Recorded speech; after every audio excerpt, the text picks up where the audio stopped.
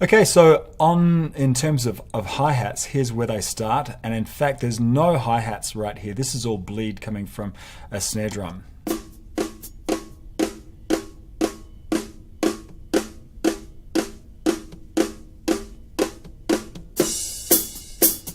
Okay, so that's really where the snare drum, where the hi-hat starts. So there's a couple of things you could do on a DAW is just cut this area over here, just cut it completely out.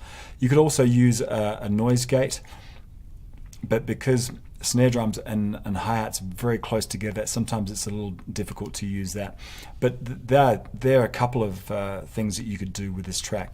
Now, what do you think I would have done in terms of EQ of this? Can you imagine what the curve looks like before I bring it up? There you go.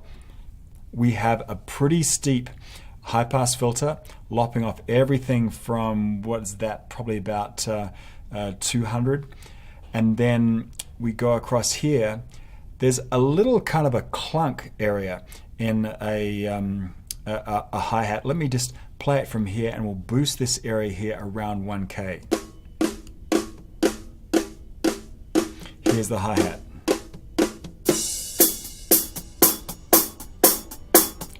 Pretty nasty right around there, right?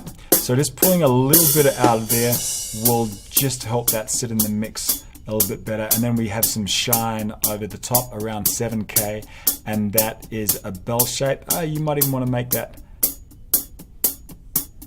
Yeah, let me see. So let's bypass that. That'll sit well. Let's listen to all of them.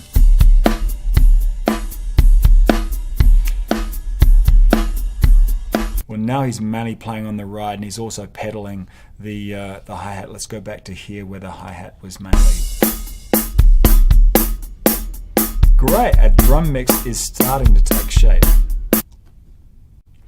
Okay, now we have 4 tom tracks, tom 1, 2, 3, and 4.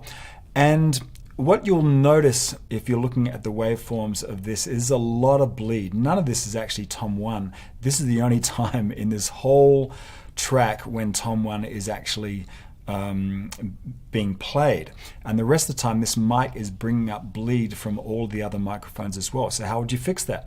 In a DAW, I would grab all of this and then just delete it out and just be left with just these fills. Now you can't do that in a live situation, and so what you would do is use a noise gate. And I'm not going to get into noise gates here. If you really want to know what noise gates are all about, go into the masterclass with compression limiters and gates, and you'll see we do a lot of work with that. The big benefit is that you can get rid of all of this stuff automatically. In a DAW, you can do it, manually, like I said, by cutting things out. But certainly in a live situation, you will need to use a noise gate. And basically, you set up the threshold, so only these peaks here will cut through. All the rest of here will be drowned. Will actually be the gain reduced so much that they'll basically not even be there. And the reasons why you might want to do that, if you have all of these open, you've got tom 1, tom 2, tom 3, tom 4, all of them open, then guess what? What happens is that all of this low-level stuff comes through, and it all arrives at, this is probably a snare and hat that is bleeding through, or maybe even a kick drum. If they are arriving at these microphones at different times because they're all different distances away from each other, then you can have some of that phase cancellation, just like we heard with that snare drum that was mic'd from the top and the bottom. We had to flip the phase of the bottom mic'd, and you could hear how much of the low end of that snare drum was just getting robbed because of all of this stuff. Anyway, so that's the reason behind why you'd want to use a gate, or if you're in a DAW, why you want to just select these and delete them basically. But here's what's going on in terms of the toms. I don't really spend a lot of time working on toms, unless it's a really, it's kind of an anthem song that there's a lot of toms in. But in a lot of songs, I mean, this is, once every 16 measures, there'll be like one hit on here. So one thing I will go after is the stick sound, which is normally around 2K. Let me just loop this area here.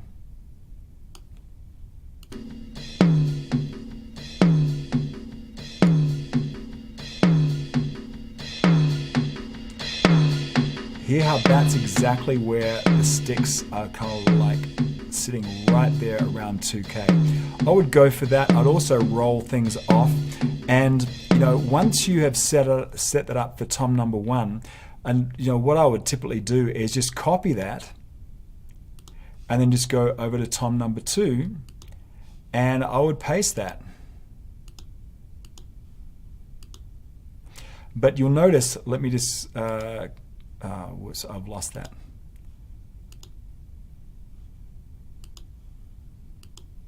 Oh, I've totally messed it up now. Let me go back to the first one here, and we want to copy that and go down here, and we want to paste that.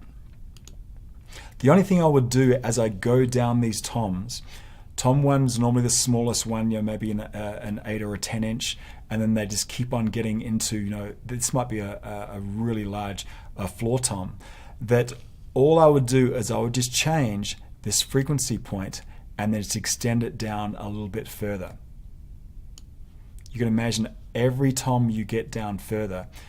In fact, I'm actually changing on tom number 2 right here. So I would select here tom number 4, and I would bring that down even further. Well, in fact, you've seen this. This is the kind of changes I made. So tom 3 and 4, you can see that the high pass filter just rolls off the lows at a lower pace, because with each tom getting larger, those fundamentals will be, you know, naturally lower.